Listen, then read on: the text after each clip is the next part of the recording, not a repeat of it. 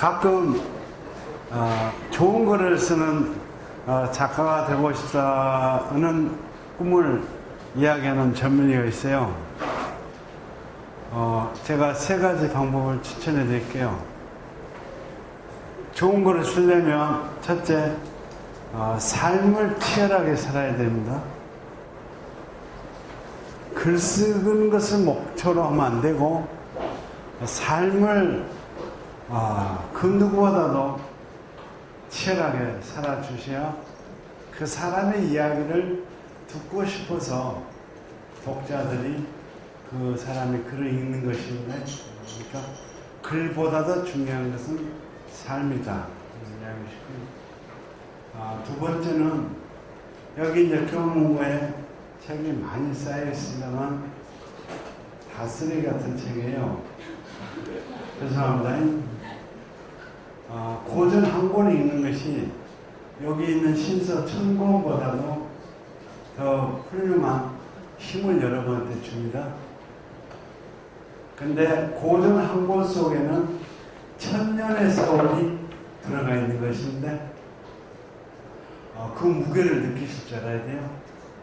공자의 논어 속에는 기원전 500년대에서 그 앞에 기원전 1500년대의 할아버지부터 공자 때까지 1000년의 삶과 고뇌와 지혜가 응축돼 가지고 논어라는 하나의 책이 만들어진 것이고, 그러기 때문에 지금까지도 그 사상의 향기가 저희들한테 향내를 풍기는 것이고요.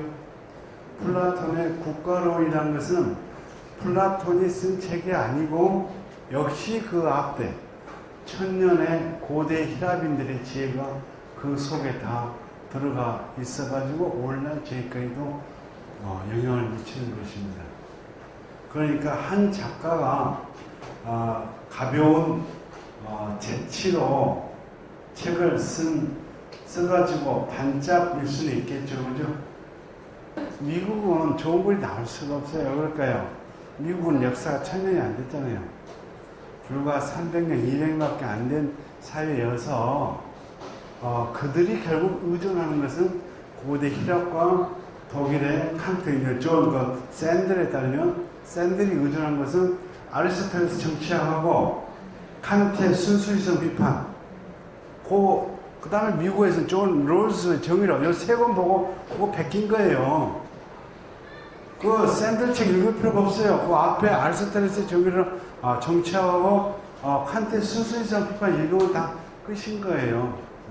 그거를 읽어야 여러분 또 샌들을 넘어서는, 슬리퍼가 아니고 좀 더 멋있는 신을 신을 수 있는 거예요. 고전을 여러분 꼭 하고요. 간단해요. 고전을 처음부터까지 읽으려 하지 마세요. 그냥 한 페이지만. 쉽죠, 그죠? 한 페이지만 읽으시라 이거예요. 그럼 어디 가서 나 다 읽었다 자랑하세요. 누가 검토해요, 그죠? 너무 한 페이지만 읽고 한 페이지만 암기하고 이야기해봐요. 누가 다 읽었는지 안 두고 검사하겠어, 그죠? 책을, 그 1000년 된 책을 어떻게 젊은이가 한 달 만에 그걸 읽었어요? 안 돼요. 이런 1000년이 묵은 책들은 최소 1년을 걸려서 읽어야 돼요. 그러고도 20대, 30대, 40대, 50대, 매 나이가 10년씩은 넘을 때마다 다시 읽고, 이렇게 해서 그 1000년의 묵은 사상의 향기가 제 글로 들어오면 고전을 꼭 옆에 갖다 놓으시길 바랍니다. 우리나라 한국 학생들 너무 불쌍하죠. 특히 고등학생들 책상 앞에 뭐가 있어요? 전부 EBS 책만 있죠.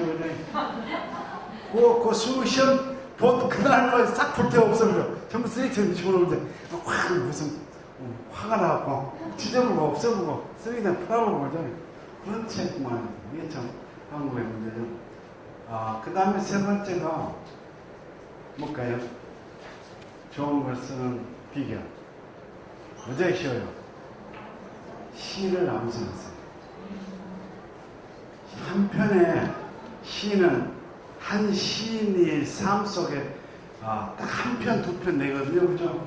우리가 본 윤동주 대표시 한두 편밖에 모르잖아요. 그죠? 그냥요, 김용남 씨 한두 편밖에 모르잖아요. 그죠? 그 한두 편의 시를 쓰기 위해서 한 시인이 몸부림을 치고 가는데 그 시 속에는 그 나라의 정서와 아름다운 운율이 다 배어 있어요. 그러니까 지금 초등학생, 중학생을 자녀를 둔 어머니께서는 애들한테 시 한 편 읽으면 외우면 10,000원씩 주세요. 이게 최고 좋습니다. 음원에다 돈 쓰지 말고요. 학원에다가 사교육에다가 완전히 10만 원, 20만 원 금방 쓰죠. 그죠? 시 한 편 외우면 인센티브로 얼마 주라고요? 별거 아니네. 너무 싸네. 그러면 그 시 속에 들어있는 영혼이 아이들 속에 밝힙니다. 저는 우리 대한민국 사람들 많은 분들이 지금 주식 투자라고 했잖아요. 그죠? 저도 전공이 경제학이에요. 그래서 주식에 대해서 좀 알아요. 제가 투자를 하면 한 번도 잘 될 거예요. 근데 제가 볼 때 죄송합니다만 여러분들이 투자하고 있는 그 주식은 전부 깡통 기자예요. 조만간에 깡통이 될 그런 구자에다가 전부 투자하고 있는 거예요. 내가 볼 때는 참 어리석은 일을 하고 있다고 할 수 있죠. 그러니까 철학이 어떤 쓸모가 있는 것인지, 왜 아무짝에도 쓸모없는 그 철학을 하고 있느냐라고, 우리 쓸모있는 일을 열심히 하시는 분들은 그 철학에 대해서 삿대질을 한다만, 거꾸로 그 철학은 그 쓸모있는 일을 열심히 하시는 분들을 향해서 당신이 지금 하고 있는 그 투자하고 있는 그 부자는 100년이 넘지 않아서 깡통이 되는 그런 부자에다가 당신이 지금 투자하고 있다. 한번 다시 생각해 볼 용의가 없느냐라고 철학은 여러분한테 묻는 거예요. 그러면 여러분들이, 그럼 철학이요, 내가 어디다 투자해야 맞는 거요? 라고 철학한테 물어볼 수 있겠죠. 그죠? 근데 철학은 아무 대답 안 해요. 다만 문제만 제기할 뿐입니다. 엊그저께도 제가 대학 교수하고 그런 얘기를 했었는데, 이 철학은 무용의 학문이에요. 쓸모없는 학문이 바로 그렇기 때문에 쓸모가 있는 겁니다. 자, 보세요. 대학에 모든 과가 있어요. 자, 내가 원자력과를 다녔어. 4년 동안 열심히 배웠어. 근데 원자력에도 공부해갖고 그거 써먹은 사람 봤어요? 거의 자기 전공 써먹은 사람 없어요. 그죠? 자기 전공 써먹은 사람 거의 없어요. 없어요. 그럼 예컨대 내가 경제학과인데, 경제학과 해갖고 CEO 한 사람 봤어요? 보세요. 안 경제학과가 CEO가 더 많아요. 그러면 그 CEO 되기 위한 그 비법을 경제학과 배운 것이 아무 쓸모가 없는 거 아닙니까? 그죠? 모든 학문들이 다 어떤 쓸모를 위해서 합니다만, 실제 대학을 졸업하고 나서 그 학문과 관련된 것을 하지 않는다면, 예컨대 의학 같은 경우는 이제 연구해야 되겠죠. 그죠? 의학을 공부해서 의사를 하니까. 근데 대부분의 과는 관계없는데 취업을 해요. 그럼 사실상 그 대학 4년 때 배운 그 전문적, 실용적 지식이 사실상 무용하게 되죠. 거꾸로 철학만큼은 어떤 일을 해도 쓸모가 있어요. 어떤 분야를 하더라도 그 철학에서 배웠던 소크라테스 어떤 일을 했고, 칸트가 어떤 일을 했고, 그 사유는 다 도움이 되게 되어 있습니다. 대단히 역설적이죠. 철학은 무용합니다. 아무 쓸모, 직접적, 현실 속에서 아무 용도가 없어요. 그렇기 때문에 오히려 큰 용도가 있다. 라는 점을 주목해 보시고요. 이런 이야기가 있습니다. 세상의 학문은 두 가지로 나뉘어진답니다. 철학과 안철학. 둘로 나뉘어요. 원래 옛날에 다 철학이었어요. 그러다가 과학이 발달되면서 철학자가 사유했던 영역들이 하나씩 자연과학, 사회과학, 인문과학 전부 가져가는 거예요. 그리고 이제 유일하게 현대 철학만 남아있는 겁니다. 원래는 현재 우리가 대학에서는 그 100가지 학문 모든 게 다 철학이 한 거예요. 아리스토텔레스 한 거예요. 아리스토텔레스가 동물, 차이나 다 있는 거예요. 근데 그것들이 전부 요새는 이제 전문 분야로 나눠지고 지금 철학만 나누는 겁니다. 그래서 왜 일상생활에 돈도 안 되는 그런 철학을 하고 있냐? 오히려 그 쓸모 없음 속에 철학의 진정한 존재의가 있다. 그걸 좀 염두해 주시고요. 제가 현재 전남대 철학과를 다니면서 옆에 주위 사람들은 많이 자랑을 해요. 제가 부러운가? 나이 50 먹었고 전대 철학과에 들어온 사람이 많습니다. 저는 그런 생각을 해요. 20대 때는 차라리 20대 때는 쓸모 있는 특정 전문가를 하더라도 나이 50 넘어오셔가지고 별 할 일 없으면 많잖아요. 그죠? 별 할 일 없으시면, 그죠? 그러면 50살에 가까운 대학교 철학과를 등록해서 진짜 좋아요. 인생을 체계적으로 정리합니다. 인생을 체계적으로 정리할 수 있는 그런 기회가 철학과에 있으니까 한번 검토하시면 이제 제가 이 철학 콘서트 3을 쓰게 된 그 주제가 죽음과 영혼과 신에 관한 문제를 한번 정리해보고 싶어가지고 이 책을 기획을 하고 도전을 했습니다. 누구나 다 사춘기 때 사람이 왜 태어나 있는 것인가? 내가 죽으면 어떻게 될 것인가? 어떻게 돼요? 다른 사람이 죽으면 다 당연해, 그죠? 다른 사람이 죽는 것은 그래서 생존하는 거 다 죽게 되지, 그죠? 다른 사람 죽을 때 눈물을 흘리면 다 가식이야. 뭐 슬퍼? 안 슬퍼지, 그지? 근데 정작 나의 소멸 앞에서는 좀 뭔가 좀 이상한 거야, 그죠? 내 소멸가 없어지려고 그 수색 같아서 못하고 존재해요. 나 이 존재를 우리가 뭘 시킨가에 대해서 사춘기 때 다들 한 번씩은 짧게든 깊게든 한번 회의하는 기회가 있었을 텐데, 요는 그걸 이제 팀이라고 집요하게 하지 않고 우선 이제 학교, 이제 좋은 대학 가야지, 대학 나오면 좋은 직장을 해야지, 일상 속에 이제 젖어들다가 마침내 이제 죽음 앞에 서가지고 벌벌 떨게 되잖아요, 그죠? 죽음의 문제를 젊었을 때 고민하지 않으면 나이들하고 벌벌 떨어요. 나이들하고. 그래서 저는 이 죽음의 문제를 해결할 수 있는 문제는 아니겠습니다만 젊었을 때 꼭 한 번은 진지하게 한번 자기 정리를 할 필요가 있지 않는가 싶고요. 제 개인적으로는 이제 대학교 1학년 때 저 태남 대흥사 완도 봉일도를 이제 제 형하고 같이 이제 무전여행하면서 한 일주일간 이런 고민을 하면서 다녔던 기억이 있고요. 자, 제가 감옥에 갔어요. 놀라지 마요. 왜, 뭔 대학교에 정경을 투입해요? 신성한 대학교를 학문의 전당인데, 그 학문하는 학생들이 좀 자기주장할 수 있는 건데, 거기다 전투병을 투입하니까, 우리같이, 젊은 피가 끓는 젊은이들이 가만히 참아볼 수 있어요. 같이 싸울 수밖에 없죠. 근데 그러다 보니까 지적되고 어디까지 감옥까지 가게 되는 거예요. 그러니까 저는 이제 묘하게 또 육군교도소를 이렇게 이제 심리도 그런 육군교도소에서 심리도에서 어떤 사람 만나고 그랬거든요. 근데 육군교도소에서 참 힘들게 살았어요. 근데 이제 그 육군교도소에 있다 보니까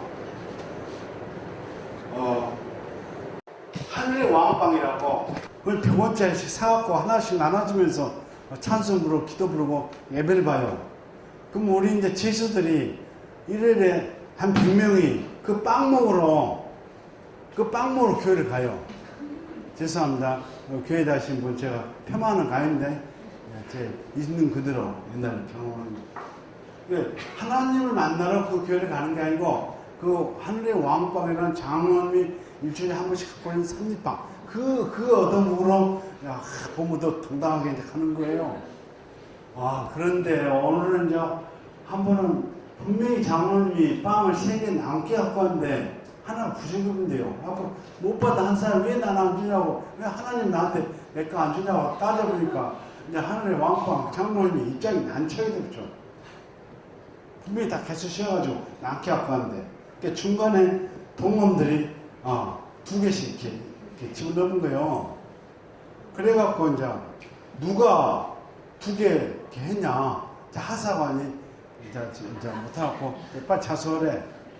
근데 이 군대 교도소에 들어오는 도둑놈은 진짜 그 전문가들만 들어와요. 웬만하면 다 군대 깜빡 안 사요. 무지하게 죄질이 심한 애들만 여기에 있는 거거든요. 자수를 안 해요.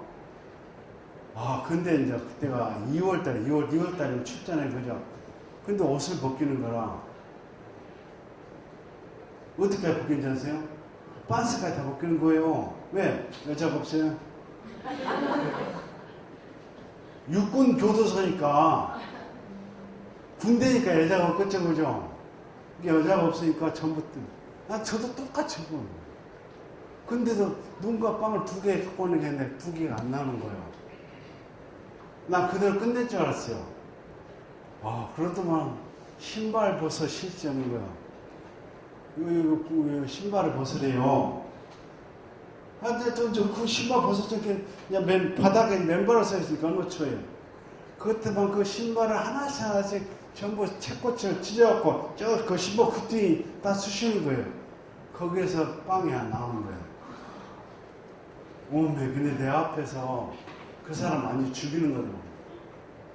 어떻게 빵 하나 갖고 이 사람을 이렇게 죽일 수가 있나.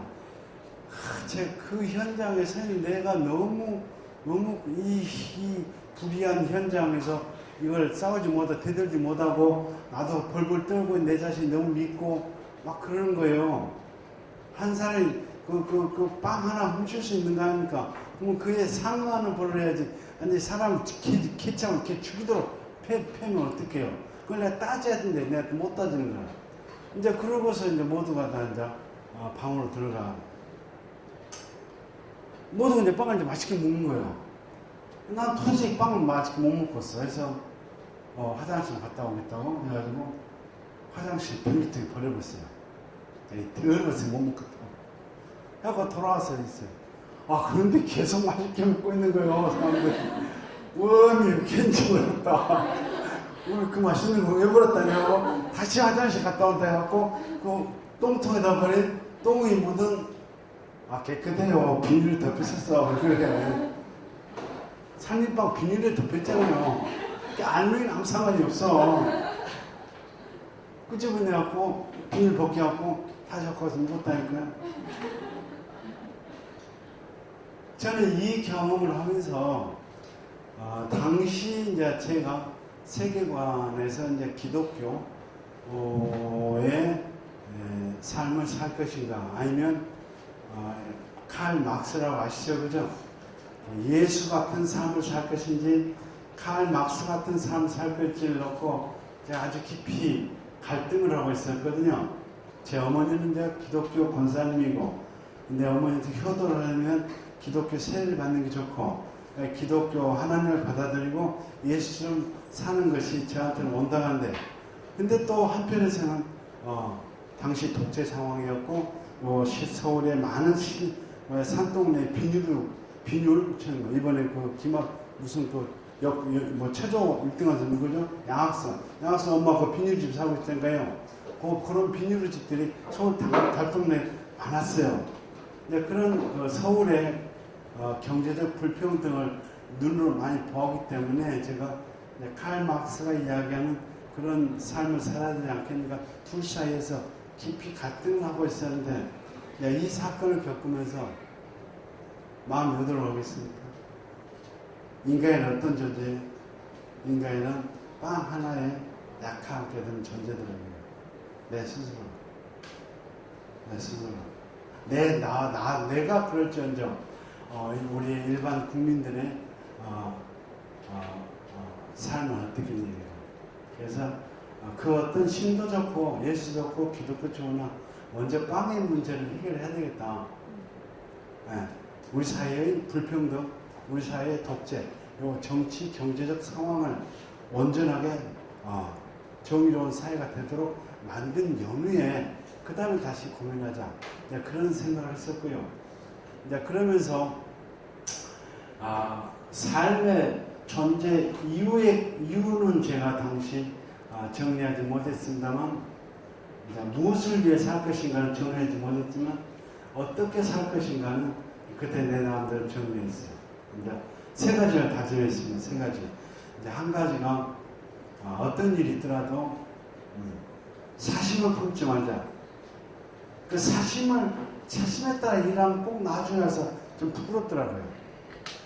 어떤 일을 하더라도 사심에 흔들리지 말자. 두 번째는 내 주위에 어려운 이웃들과 함께 동고동락을 하자. 세 번째는 끊임없이 진리를 탐구하자. 이 세 가지를 제 마음속에 결심하고 아직까지 그 세 가지 모토에 어긋나게 사는 적은 없습니다. 아직까지 제가 내 사심을 밝혀갖고 밝힌 적이 없고 어려운 이웃인데 외면한 적이 없고 항시 제 선에서 고전히 선에서 떨어진 적이 없습니다. 당시 나 80년 초반에 공장에 다녔잖아요. 공장에서 한 16시간씩 일하고도 집에 와서 책을 보고 글을 쓰고 항시 글을 보고 지금까지 살아왔던 것입니다. 그러다가 나이 50에 이르러서 그 젊은 날에 하였던 저희 정신적 방황을 저는 그대로 선언해 알고 있거든요. 그래서 내가 그때 어디까지 고민했지. 하지만 여기까지 고민하고 더 이상 해답 못 찾으니까 더 이상 해답 찾을 수 있는 문제를 너무 깊이 들여 말고 좀 놔뒀다 가고 우선 다급한 당시 시대적 상황이 우리 젊은이들한테 요청했던 역사적, 시대적, 정치적, 경제적 문제를 먼저 풀자고 했다 한다면 2010년도 저녁 됐을 때 어쨌든 많은 문제를 풀었고 그래서 다시 한번 인간의 삶과 죽음이라고는 실존적 차원의 문제를 다시 한번 연구를 해보자 라고 해서 지금 철학 콘서트를 쓰게 된 거예요. 이 책 속에는 제가 빠뜨렸습니다만 크게 보면 서양 쪽 사고하고 동양 쪽 사고가 서로 틀립니다. 서양 쪽은 유신론이고요. 동양 쪽은 무신론을推합니다. 삶과 죽음의 문제에 있어서 신을 설정하면 삶과 죽음의 문제가 일관되게 풀립니다. 그죠? 근데 동양 쪽 무신론 쪽 사고는 신이 존재할 필요가 없어요. 그러면서 독자적인 사유체계가 있습니다. 자, 서양적 유신론적 체계의 원조는 어디냐? 이집트입니다. 뭐라고요? 죄송합니다. 기독교가 아닙니다. 이집트가 재생론이에요. 재생론. 사람이 죽으면 어떻게 돼? 죽으면 쭉 갔다가 다시 태어나요. 다시 태어날 때 뭐가 있어야 돼? 몸이 있어야 돼. 그래서 미래를 만든 거예요. 자기 옛날 몸이 있어야 돼. 그래야 그 영혼이 그 미라 속에 들어갔다 태어나는 거예요. 그래서 미라를 만드는 거예요. 요게 바로 사자의서라고 하는 이집트인들이 만들어 놓은 신화책. 이게 죽음에 관한 신화책입니다. 아주 구체적으로 재밌게 되어 있어요. 죽음은 오시리스라고 하는 이제 저승의 왕이 우리로 치면 염라대왕 앞에 가서 아시죠? 우리 꼬맹이들 잘 알지도. 염라대왕 앞에서 오시리스 앞에서 어떻게 하는지. 그렇지. 더 잘 알아. 천칭에다가 한쪽은 깃털을 놓고 한쪽은 심장을 놓고 심장에 뭐였나? 아무 확 하고 그 생명은 영혼이 없어요. 근데 죄를 지은 게 없어. 내 영혼이, 내 심장이 너무 가벼워. 깃털만큼 가벼워. 이번에 양학순이가 자기 몸이 깃털처럼 가벼웠다고 그랬다죠, 그죠? 내 몸이 그렇게 가벼워. 그러면 천칭 안 기울어져. 그럼 나 착하게 살았어. 그럼 한 1000년간 찬다고 한참 떠돈 다음에 자기 몸속으로 다시 재생, 다시 태어나는 거예요. 요게 사후세계에 대한 가장 원판인데, 원판. 자, 이 원판이 두 번째 판은 어디냐? 힌두교예요. 윤회는 불교의 사유가 아닙니다. 뭐라고요? 우리 한국 사람들은 죽어갖고 뱀으로 태어날 수 있고 팔로 태어날 수 있고 그러니까 자기 업에 따라서 여러 가지 미문으로 태어날 수 있다라고 하는 그 윤회 사상이 마치 불교에서 이야기하는 것처럼 알고 있는데 이건 진짜 이 불교를 잘못 이야기하는 건데 이건 불교의 것이 아니고 불교가 뒷곳에 있는 힌두적 전통이 불교에 묻어와가지고 들어온 거예요. 윤회는 불교계 아니고 힌두교인데 힌두교. 그래가지고 이제 힌두교 이른바 우파니샤드 보면 여기도 나오면 이제 좀 나와 있죠, 그죠? 먼저 죽으면 내 영혼이 아트마가 브라만과 합치되는 거 이게 해탈이에요, 이게 해탈. 그리고 그 아트만이 브라만과 함께 합치고 되면 그 목숨은 그 업에 따라서 다시 동물로 임으로 태어난 거야. 이게 이제 힌두교의 윤회 세상입니다. 요게 이제 세 번째 판이 바로 플라톤 소크라테스 판이에요. 요 인도의 힌두적 전통 윤회 세상이 피타고라스를 거쳐가지고 소크라테스 플라톤과 이어지는 겁니다. 해가지고 플라톤에 쭉 보면 플라톤 윤회론자입니다. 윤회론자. 그리고 이 사상이 기독교로 전달되었고 이른바 기독교의 부활 사상으로 연결돼요. 우리 기독교 부활 사상 있잖아요, 그죠? 모르세요? 진짜 모르는 것 같네. 안다 그러세요. 사람 죽었다가 나중에 와서 심판이 날 때 다시 돌아가고 심판한대요. 알잖아요, 그죠? 근데 살짝 성경 보면 그게 애매하게 표현되어 있어요. 애매하게 표현. 근데 이러한 기독교적 나중에 이제 이슬람교과 이게 똑같이 전달됩니다. 이러한 사후세계에 대한 견해가 이렇게 이제 힌두교를 중심으로 왼쪽으로 전부 이집트, 힌두, 이슬람, 기독교, 고대 플라톤 철학까지 전부 유신론을 토대한 사후세계가 있어요. 그런데 이 유신론에 토대한 사후세계관을 완전히 뒤집어 엎은 사람이 누굴까요? 그게 석가입니다.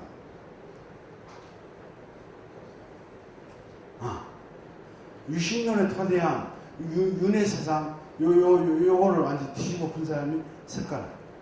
즉 힌두교적 전통에 의하면 목표 뭐예요? 내 영혼이 진짜 정화돼가지고 아트만으로 승화된 다음에 우주적 브라만과 일치되는 거 바로 이 해탈인데 이 해탈되는 걸 목표로 해서 사는 것이 힌두적 전통화에서 우리 성자, 수도자의 목표야. 근데 거기 핵심 뭐예요? 나의 영혼이 아트만 브라만으로 되는 거란 말이에요. 무슨 영혼이? 나의 영혼이. 근데 석가는 이 나의 영혼이 나라고 하는 개념이 이게 미망이라고 하죠. 여기서 죽음의 문제가 해결돼요. 석가모니에 의하면 무아론이라 하잖아요. 제법 무아. 아라고는 실체가 없는 거야. 우리가 왜 죽음 앞에 다른 사람 죽으면 다 당연한 거야. 오늘 또 뉴스톱을 터져갖고 사정 죽어갖고 어디 열매 뻗었어. 당연해. 해놓고 정작 자기 죽음 앞에서는 고뇌하는 게 인간인데 그 나의 죽음에서 죽음의 문제가 내가 소멸하는 문제인 거예요. 그 나에 대한 그 집착 요게 미망이라고 석가는 이야기합니다. 어떻게 그게 미망인가는 여러분들이 불교책 좀 보시기 바랍니다. 그래서 전혀 혁명적 반전을 일으키는 게 석가입니다. 앤드 이제 중국의 노장자나 유교 다 무신론입니다. 그래서 이제 무신론적 전통에서 이게 되더라고요. 이제 제가 이번에 철권 수료를 쓰면서 제가 20살 때 고민했던 그 죽음에 대한 생각이 누구 건지를 알아냈어요. 이 서양적 전통이면 유신론적 전통이나 그죠? 근데 이 유신론적 전통이 근대에 와서 무너져요. 근대에 와서 그잖아요. 코페르니쿠스가 그 태양과 지구의 관계를 바꾸고 뉴턴이 만유를 발견해보고 그러니까 신이 들어설 자리 없어지잖아요. 점차 신이 들어설 자리 없어져요. 그걸 칸트는 타협했어요. 인간의 이성으로는 신의 존재 유무를 입증할 수 없다. 다만 믿음으로 신을 받아들일 뿐이다. 라고 칸트는 타협했는데 그 다음 헤겔은 신의 존재를 부정해요. 칸트의 제자가 헤겔입니다. 헤겔의 제자가 누굴까요? 칼 막스입니다. 막스는 무지무지 전투적인 무신론이에요. 기독교와의 싸움 속에서 프로시아 정부로부터 탄압받습니다. 그 다음에 또 헤겔의 또 다른 제자가 바로 니체입니다. 니체의 무신론은 니체의 창화물이 아니고 칸트의 헤겔로 내려오는 뭔가 근대 합리적 생책 속에 있는 건데 니체가 이제 좀 세게 부딪힌 거지. 신은 뻗어봤다. 신은 디저트 해본 거예요. 그러니까 이제 독일 사람들이 이제 황당해 본 거지, 그죠? 모두가 다 교회 나간 사람들인데. 근데 칸트 엄마 아빠도 기독교고 니체도 다 목사 집안이고 막스도 다 목사 집안인단 말이에요. 어렸을 때 맨날 기도하고 밥 먹고 기도하고 밥 먹고 나중에 대학 가면 너무 이거 뭐 좀 그런 것 같아요. 저도 그랬어요. 저도 고등학교 때 무조건 열심히 하니까 가만 생각하면 너무 좀 그래서 니체가 신은 없다고 선언하고 자 이제 동양인들한테는 신은 없다는 게 그다지 큰 충격이 아닙니다. 근데 유럽 사람들한테는 신이 없게 될 경우 갑자기 정신적 공황 상태를 요새 유명한 멘붕 상태예요. 이 세계의 존재 이유가 신에 있잖아요. 그죠? 인간의 삶의 이유가 신 하나님을 기쁘게 해서 하는 건데 그 신이 없게 되면 도대체 나라는 존재가 왜 태어났고 뭘 위해 살아갈 것인가에 대한 정신적 대공황 상태에 들어가게 되어 있는 것이 서양 사람들의 멘탈리티고 근데 이렇게 해서 니체가 신의 없음을 선언하고 나니까 이후에 이제 많은 젊은이들이 도대체 나는 어쩌라고 고민하다가 이제 그런 연장 속에서 무신론적 실존주의한 연장 속에서 프랑스의 사르트르가 이제 실존주의 휴머니탄 그런 이제 존재와 뭐 이런 책을 써가지고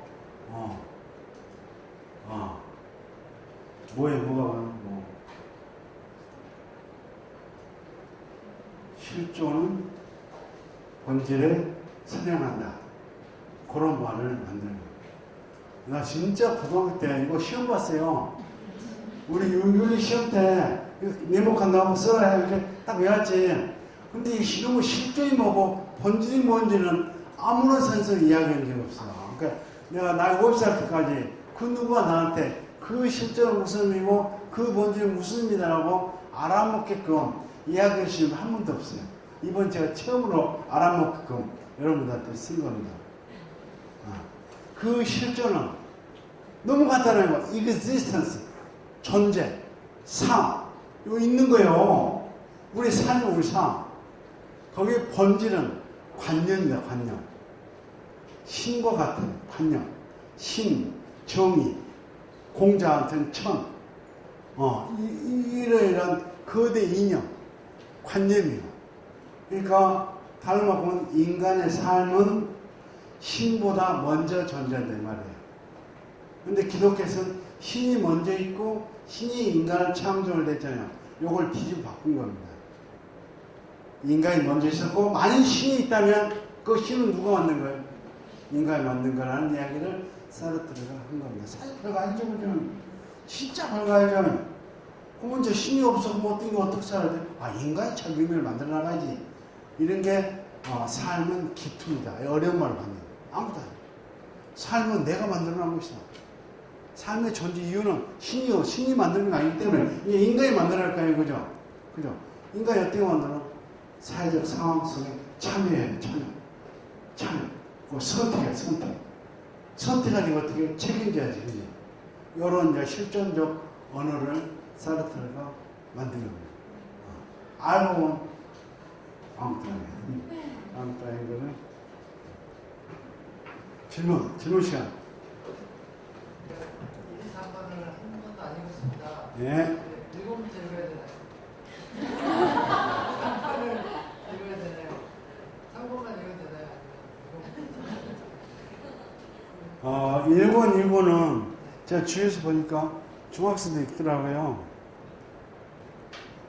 1권, 2권은. 근데 3권은, 이게 이제 1권과 2권은 이제 청소년도 볼 수 있는 뭐 15금일 그런 거 있죠, 그죠?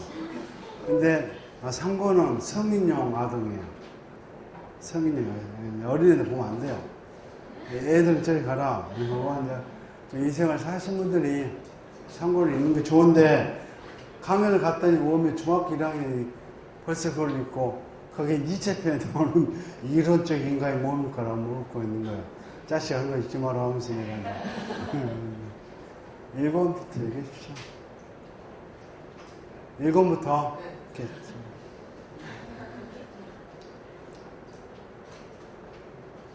네. 언제부터 철학에 그렇게 많이 관심을 가지신 거예요? 네. 왜 철학 관심을 가지게 되신 거예요? 이제 제 형이 황지우 시인이라고, 한국 종합예술대학교 총장하신 분 있어요. 이 양반이 저보다 대학을 5년 먼저 들어갔어요. 그래가지고, 전 이제 그 양반 영향이 큽니다. 이 양반이 이제 서울대 철학과를 이제 들어가가지고, 내가 중3 때 서울대 철학과를 다니고 있어요. 해갖고, 방학 때면 와가지고 나한테 썰 풀었어요. 대학에서 배운 거를 갖다 나한테 풀어놓은 거예요. 자식 이리 앉아봐 해갖고, 1시간, 2시간씩 이제 배웠던 플라톤, 칸트 강의를 했는데, 그때 들었던 것만큼 이후로 더 명석하게 나한테 이야기하는 사람 못 봤어요. 저는 중3 때 형의 그 이른바 구절로 철학 이야기를 곁다리 들었는데, 그게 굉장히 선명히 남아있고요. 다 질문하십시오. 심리학을 공부하려면 철학부터 알아야 되나요? 심리학이요. 그 심리학이 어떤 심리학이냐. 그러니까 미국 행동주의 심리학이 있고 비헤이버리즘 쪽의 심리학이 있고 독일 프로이드 계열의 정신분석 쪽의 심리학이 있고 어느 쪽인가요? 프로이드는 뭐냐 우리 중고등학생들이 심리학에 대한 미묘한 매력을 이렇게 당길 때가 있어요. 뭐 독심술, 뭐 관심법 뭐 이런 거 있잖아. 이제 그 인간 심리의 미묘한 구석을 알고 싶다. 그거는 뭐냐면 문학을 해야 돼요. 문학이 인간 심리를 다루는 거고 가장 그 대표가 도스토옙스키. 인간 심리의 그 이중성, 그 기묘함 이런 것들을 알고 싶으면 도스토옙스키 전 소설을 읽으면 되거든. 도스토옙스키, 쥐어벌, 악령, 백치, 까라르 형제들 이거 4권 사서 읽으라니까요. 그럼 거기 인간 심리가 아주 기가 막히게 나옵니다. 철학을 읽으면 왜 생각이 변하고 생각하는 게 막 달라진다고 하는데 읽기만 피기만 해도 막 졸리더라고요. 그래서 한 글자도 한 페이지 잘 못 넘길 때가 많은데 철학을 시작할 때 어떤 책이 좋은지. 괜찮아. 잘 봤어요.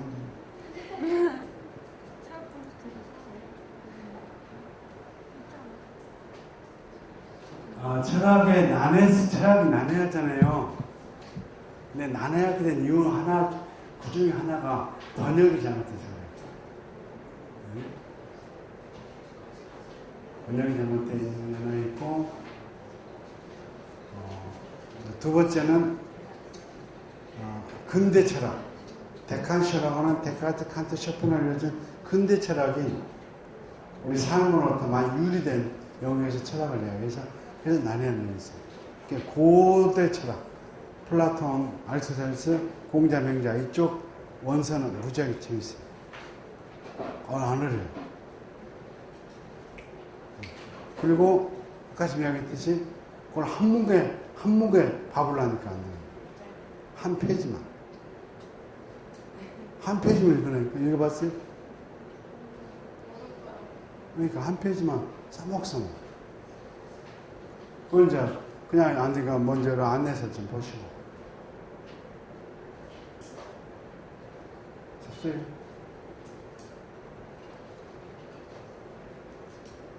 네.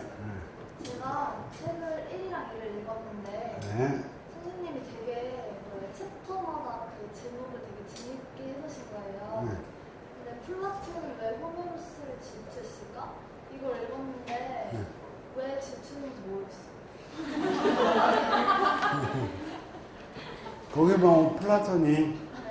자기가 만든 공화국 이상국가에서 시인들을 추방해요. 그 시인이 호메로스를 말해요. 왜 호메로스를 자기가 이상국가에서 추방했을까? 내 추정에 의하면 그 호메로스의 영향력이 너무 압도적으로 막강한 거예요. 어렸을 때부터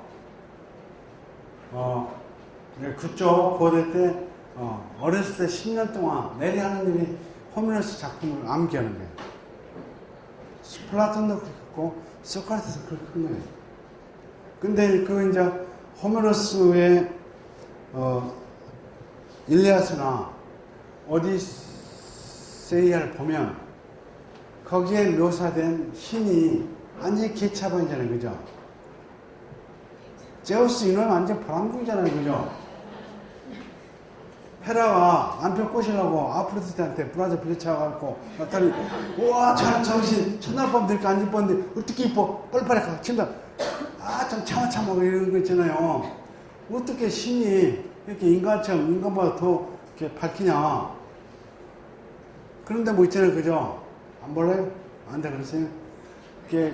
그리스 신들이 굉장히 인간보다 더 어떤 면에서는 타락한 면을 많이 보이는 그런 데 뭐 있잖아요. 즉 인간보다 더 비윤리적인 대목이 나오는데 이제 그런 걸 보면서 소크라테스가 결코 신은 저러지 않았을 것이다. 신은 퍼펙트할 것이다. 그래가지고 그 그리스 신들이 고대 히라민들이 이야기해왔던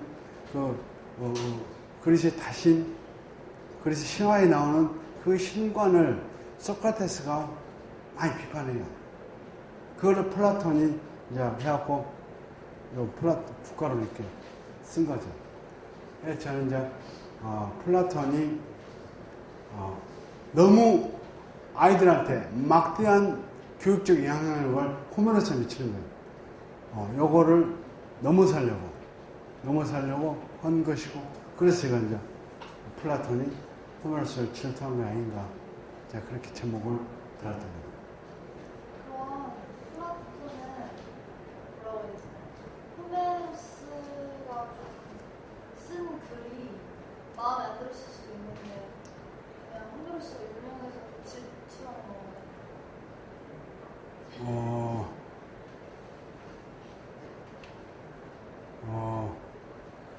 그러니까 제가 예를 들어서 서양 2500년 역사 속에서 가장 많이 언급되는 인물이 누군지 아세요? 그럼 플라톤 나와야지. 그래야 내가 제일 유명할 거 아니에요. 근데 아마존 사요. 아마존 인터넷에서 눌러보세요. 플라톤 치면 몇 권이 나오고 호메로스 치면 몇 권이 나오나. 호메로스가 3만 권이 나오고요. 플라톤, 칸트, 막스가 10,000권이 나와요. 무려 3배가 더 많은 거예요. 그 점만 가서 눌러보세요. 어렵지 않죠? 아마존하고 호메로스 싹 쳐보세요. 책 종수가 3만 권. 그만큼 호메로스 인기가 지금도 짱이래. 뭐 소녀시대, 이런 동방시 아무도 아니에요. 지금 몇 년 못 가 다 없어요. 3,000년이 가도록 최고의 인기를 호메로스가 끌고 있으니까 좀 줄도 안 남았어요. 응? 그럼. 네, 시간이 자, 마지막 한 분만 더 받겠습니다. 마지막으로 질문 받고 네. 아까 강연 계속 들으면서 생각에 저희가 보통 철학은 모든 학문의 기초라는 얘기를 하잖아요. 네. 근데 제 철학의 수준 때문일 수도 있는데 그냥 철학은 약간 이념이나 정의라는 생각밖에 안 들지 그게 다른 학문과 이렇게 많이 관여가 되는 것 같진 않아요. 그거에 대해서 어떻게 생각하시나요?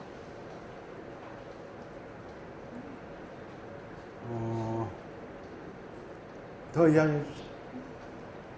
그러니까 실제로 철학이 모든 학문의 기초가 된다는 게 사실이라고 생각하시나요?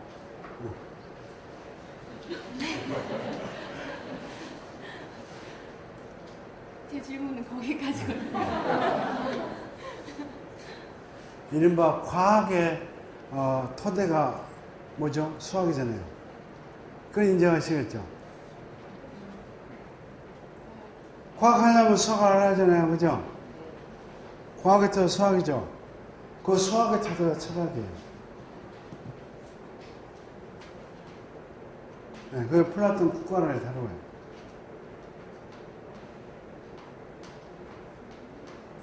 그래서 플라톤이 유명한 그 논술 학원장이었어요. 플라톤의 아카데미아가 그게 논술 학원이에요. 그 학원 입구에 수학을 모르는 학생은 들어오지 말라 이렇게 써있어요. 철학을 가르치는 학원인데 학생의 기본 자격 조건이 수학을 모르면 철학을 이해할 수 없다 이거예요. 먼저 수학 배우고 오라. 해가지고 입구에 이렇게 썼어요.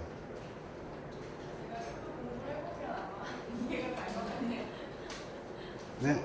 이건 질문이 아니고 아까 저분이 얘기하신 거에 대해서 그러니까 제가 공부를 하고 또 이제 하다가 보니까 너무 공감을 저는 했거든요. 그러니까 수학을 우리가 지금까지 수학을 대학을 가기 위한 공부를 하기 위해서 수학을 했는데 제가 되게 성인이 돼서 회계를 공부한 적이 있어요. 근데 그전에는 제가 문과기 때문에 수학에 대해서 정말 수학을 왜 하는지 몰랐어요. 그러니까 사지 그 4개만 하면 사실은 살아가는데 정말 지장이 없잖아요. 근데 왜 그렇게 수학을 열심히 공부하나 되게 궁금했는데 나중에 정말 나이가 먹어서 공부를 하면서 생각을 해보니까 우리가 살면서 생각을 하잖아요. 근데 수학이 주는 힘이라고 하는 것은 어떻게 생각하느냐를 가르쳐주는 거지 1 더하기 1이 2라는 답을 가르쳐주기 위한 것이 아니라 1과 2를 더하면 2가 나온다는 그 과정이에요. 철학이 똑같은 거예요. 그래서 수학이 철학에서 나왔다고 얘기를 하는 거예요. 그러니까 수학이 철학에서 나왔다고 얘기하는 거예요. 그러니까 우리 나라에서 배우는 그 수학은 약간 정석 수학을 배우는 거예요. 4개 중에 어느 게 답냐 찍는 거 있잖아요. 그 찍기 도사였거든요. 그건 수학이 아니에요. 그러니까 그냥 찍기지. 그리고 수학은 논증하는 거예요. 그래서 소크라테스 이야기하면 자 이걸 정의해보자 이게 나오거든요. 논증하는 치밀한 논리적 사고를 수학에서 가르치죠. 그에서 이제 철학이 못해 되는 겁니다. 예. 그 유클리드 책이 있어요. 도서관 가면 있습니다. 그러니까 우리말로 번역이 됐어요. 그러니까 초등학교, 중학생 자녀를 둔 분들은 제발 학교 그 참고서 문제 풀 거 그만 좀 하시고 그 유클리드서 안 어렵거든요. 그 삼각형 그 가게 같은 거 밥 먹고 나온 거 있죠, 그죠? 평행선 자르고 다 이런 거 다 알아요. 이제 그거를 증명합니다. 5개의 공준을 토대로 해가지고 5개를 약속해요. 2점 사이에 가장 가까운 선은 직선이라 하자. 선분이란 면적이 없는 선이야. 정의를 해요. 5가지 점선, 평행선. 여러분 정의를 해갖고 5가지 포스츄레이트라 해요. 공준이라고 해요.